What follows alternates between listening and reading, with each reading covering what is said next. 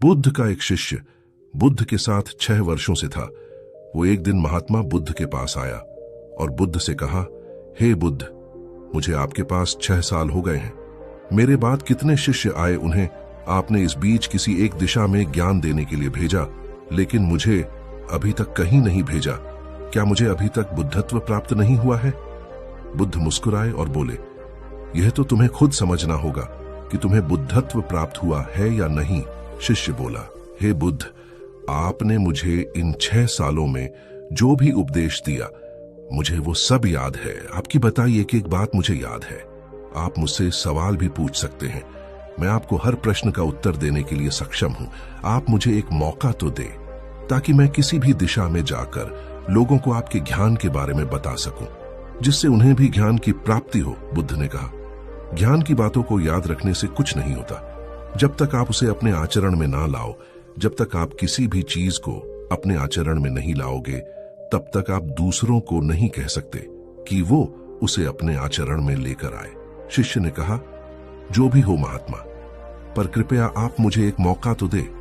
आप मुझ पर भरोसा रखिए, मैं सभी को अपने ज्ञान से प्रभावित कर सकता हूं। मैं लोगों को ऐसी बातें बता सकता हूं जिससे उनके जीवन में शांति आएगी और वो शांतिपूर्ण जीवन जी सकेंगे। बुद्ध ने कहा, अभी तुम तैयार नहीं हो। जब तुम तैयार हो जाओगे तो मैं तुम्हें खुद सही मार्ग पर जाने के लिए कहूंगा। शिष्य ने कहा, क्यों बुद्ध? आपने मुझे इन 6 वर्षों में इतना भी ज्ञान नहीं दिया जिससे मैं लोगों को प्रभावित कर सकूं। बुद्ध ने कहा, ठीक है, तुम पूर्व दिशा की तरफ जाओ, वहां तुम्हें एक गांव मिलेगा, वहां से तुम भिक्षा मांग कर लाओ और वहां के लोगों को अपने ज्ञान से मदद करना। कल सुबह तुम वहां अकेले जाना और शाम को आकर मुझे बताना कि तुमने कैसे वहां के लोगों की मदद की। शिष्य ये सब सुनकर बेहद खुश हो गया और बुद्ध का आशीर्वाद लेकर चला गया। और वह रात भर ध्यान समेटता रहा और मन ही मन सोच रहा था कि मैं कल ऐसे ध्यान की छाप छोड़ूंगा कि वहां के लोगों के साथ साथ बुद्ध भी मुझसे प्रभावित हो जाएंगे। सुबह उठकर वो महात्मा बुद्ध को प्रणाम करने गया और उन्हें प्रणाम कर वह पूर्व दिशा की तरफ निकल गया। शाम को जब वह वापस आया तो बुद्ध ने देखा कि उस शिष्य के माथे पर चोट लगी है और खून बह रहा है। बुद्ध ने तुरंत उसे पट्टी की और पूछा, तुम्हें यह चोट कैसे लगी? शिष्य ने कहा कि बुद्ध, वहां के लोग बेहद दुष्ट हैं, उन्हें जरा भी बुद्धि नहीं है। मैं उस गांव में भिक्षा लेने गया, पर किसी ने मुझे भिक्षा नहीं दी। सब मुझे गालियां दे रहे थे। एक व्यक्ति ने तो मुझे भिक्षा तो नहीं ही दी, बल्कि अनाज को नीचे फेंककर मुझे उसे उठाने को कहा। मैंने उन्हें काफी समझाया, लेकिन वह मेरी बात सुनने को तैयार ही नहीं थे। उल्टा उन्होंने मेरे साथ हाथापाई की, जिससे मुझे ये चोट लग गई। हे बुद्ध, इस बार आप मुझे दूसरी जगह भेजें जहां के लोगों में थोड़ी बुद्धि हो और वो इनकी तरह ना हो। बुद्ध उसकी बात सुनकर मुस्कुराए और बोले कि अगर तुम्हें दूसरे गांव में भी ऐसे ही लोग मिले, तब तुम क्या करोगे? शिष्य ने कहा, हे बुद्ध, ऐसे लोगों को कोई ज्ञान नहीं दे सकता। वह लोग अज्ञानी है, उन्हें कौन समझाए? बुद्ध ने कहा, वह लोग अज्ञानी नहीं बल्कि ज्ञानी हैं।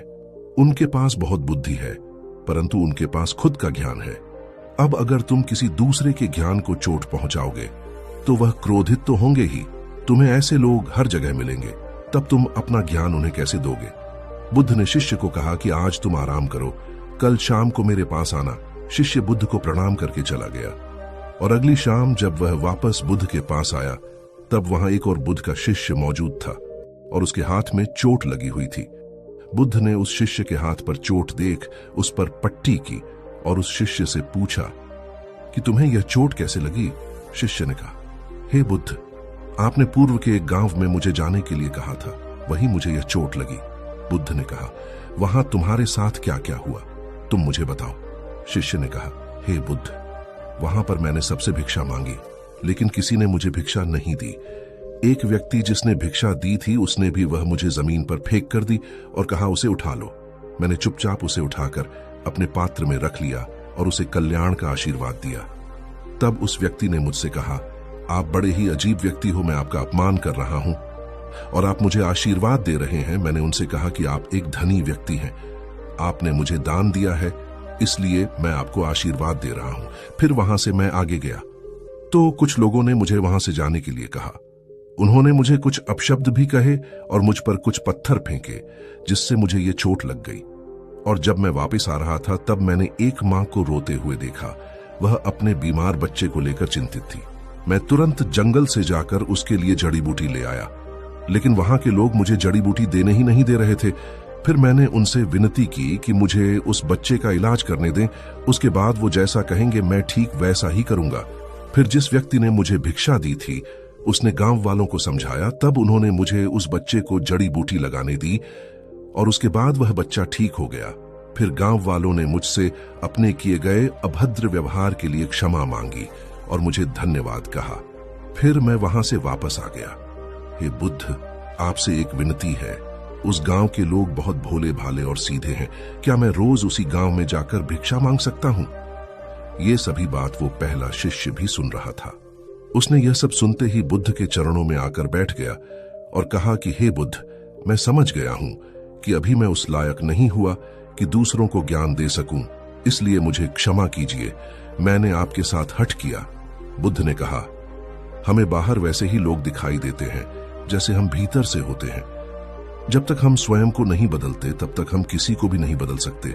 इसीलिए सबसे पहले हमें खुद में परिवर्तन करना बेहद जरूरी है। कोई भी बात बताने से पहले उसे अपने आचरण में लाना बेहद जरूरी है, क्योंकि आचरण में लाई हुई चीज को बताना समझाना बहुत आसान होता है और उसे लोग बेहद आसानी से और अच्छे से समझ पाते हैं। तो दोस्तों, आपने क्या सीखा इस कहानी से? हमें कमेंट में जरूर बताएं। दोस्तों, हम सभी को ऐसा लगता है कि हमने जो कुछ भी सीखा है वह हमको दूसरों को सिखाना चाहिए, लेकिन हम जाने अनजाने में दूसरों को सिखाने के चक्कर में हम कभी कभी गलत साबित हो जाते हैं।